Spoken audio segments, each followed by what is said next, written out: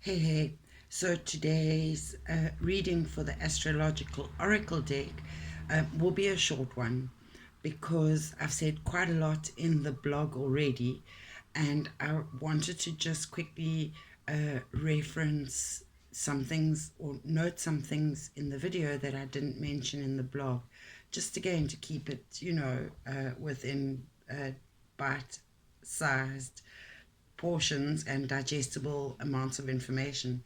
So, as we saw, this week's astrological constellation is that of Cancer. We know it's a water sign and it's the crab. And if you look at the background, you'll notice. Sorry, it's not these cards that you have to know, it's these two, the supporting planetary cards. If you look at the background, again, they all three of these cards have to do with the ocean. If you look at the imagery at the bottom, you can look at it in the graphic in the blog. But there we have shells for Venus, and we see the birth of Venus. I do talk about that in the blog. Then we have crab, Cancer.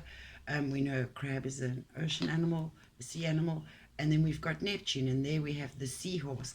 And two notable things about the seahorse, just out of curiosity, is it's a poor swimmer. It's the slowest swimmer in the ocean, and it has a tail that it wraps around. It anchors itself to objects. So that's quite curious and perhaps relevant to the reading today. It kind of makes me think of this tower moment where I talk about perhaps what we don't need is blown away, and what we're left with still is the base of our structure, quite solid.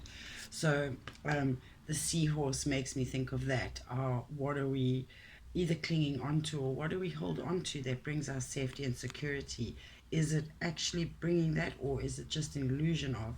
Because remember, that's what Neptune plays to, is the illusions, perceptions, deep intuitive insights. And the other notable thing about the seahorse is, and this comes up, I talk about the divine feminine in the Rider Waite reading this week.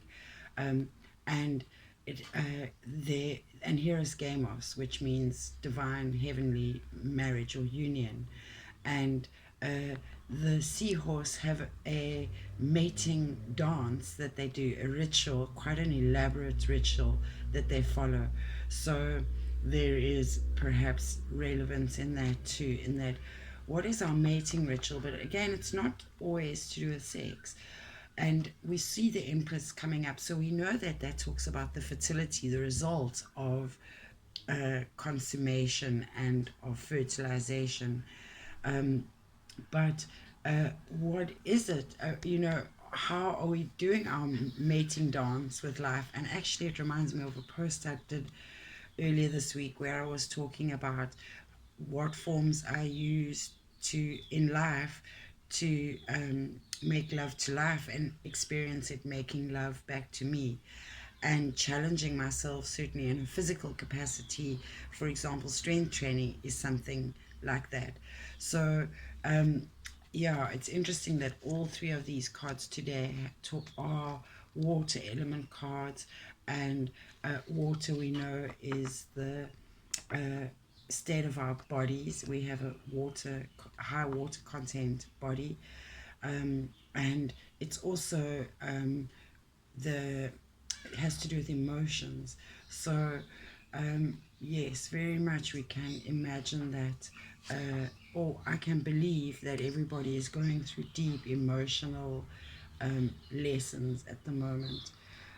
If you want a personal reading, please go to my shop, www.nikibwellness.com, and you can order it and pay for it there. And I will send you an email with a graphic of the reading, what the reading means. And what I think I'm going to start doing is adding in a video like this, but for you. This will be your personal reading. So that's going to be a new addition to my readings going forward. So namaste, Inakesh, and all the best for this coming week, week number 14. It's a very big week, so let's see. Let's write it out.